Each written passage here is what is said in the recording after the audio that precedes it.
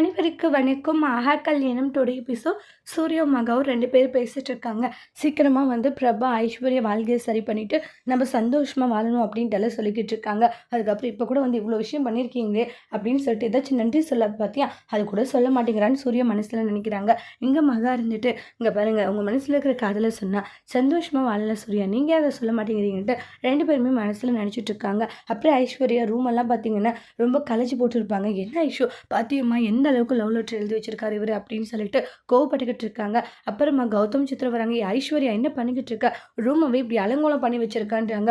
அதுவா சும்மா ரூமை க்ளீன் பண்ணிக்கிட்டு இருக்கோம், வழங்க பண்ண போகிறோம் இல்லையான்றாங்க.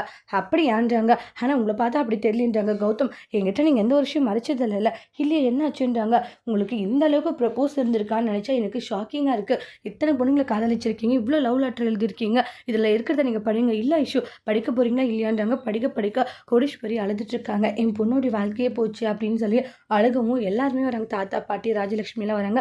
என்னாச்சு, ஏன் இப்படி அழுதுட்டு இருக்கீங்க சம்மந்தின்றாங்க. என் பொண்ணு வாழ்க்கையே போச்சு, கௌதம் என்ன காரியம் பண்ணியிருக்காருன்னு பாருங்க, நடந்த விஷயத்த சொல்கிறாங்க. தாத்தா பாட்டி, கௌதம் இதுவே ஃபஸ்ட் அண்ட் லாஸ்ட் இது குப்பை தொட்டியெல்லாம் போய் எரிச்சிட்டு ஃபஸ்ட்டு ஐஸ்வர்யாவுக்கு உண்மையாக இருக்க பாருன்றாங்க. சரி ஓகேன்றாங்க. வளகாப்புக்கு நாள் குறிக்கலாம் நாங்கள் போகிறோன்னு சொல்லிட்டு போகிறாங்க. ஒரே சம்மதி, ஃபீல் பண்ணாதீங்க, எல்லாம் சரியாக போகிட்டுன்றாங்க. கவலைப்படாத ஐஸ்வர்யான்னு சமாதானப்படுத்திட்டு போகிறாங்க.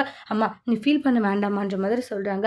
அதுக்கப்புறமா ரூமில் போயிட்டு தான் பொண்ணுங்களுடைய வாழ்க்கையை நினச்ச கோடீஸ்வரிக்கு ரொம்பவே கஷ்டமாக இருக்குது. அதுக்கப்புறமா சித்ரா உள்ளே வராங்க. நம்ம நினச்ச மாதிரி ஒரு பிளான் பண்ணணும்னு சொல்லிட்டு சித்ரா வச்சுட்டு இருக்காங்க.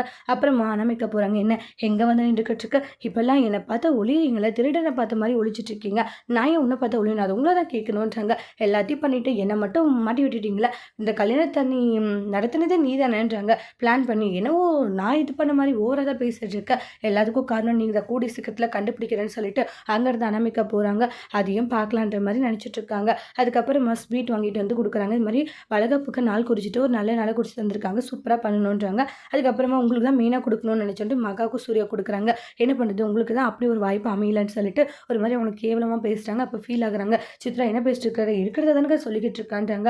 அப்போ ஐஸ்வர்யா இப்படியெல்லாம் பேசாதீங்க, ஹேமா நான் மாமியார் உன்னை இவ்வளோ பெருமையாக பேசுகிறேன், நீங்கள் இப்படி மகாவை பற்றி தப்பாக சொல்கிறது எனக்கு பிடிக்கலான்னு சொல்லி சண்டை போட்டுக்கிட்டு இருக்காங்க. அப்புறம் கோடீஸ்வரி ரூமில் ஃபீல் பண்ணவும் பிரபா சமாதானப்படுத்திட்டு இருக்காங்க. என்னாச்சு, இல்லைம்மா அந்த மதனுடைய உண்மையை கண்டுபிடிக்கணும் இல்லையா, அதான்னு சொல்லிட்டு பிளான் பண்ணி பேசிட்டு இருக்காங்க. இவங்க என்ன பேசிட்டு இருக்காங்கன்ட்டு ஒன்றுமே கேட்க மாட்டேங்குதுன்னு சொல்லிட்டு பயங்கர டென்ஷனில் இருக்காங்க அனாமிகா. அதோட இந்த எபிசோட் முடிச்சிருக்காங்க. தேங்க்யூ.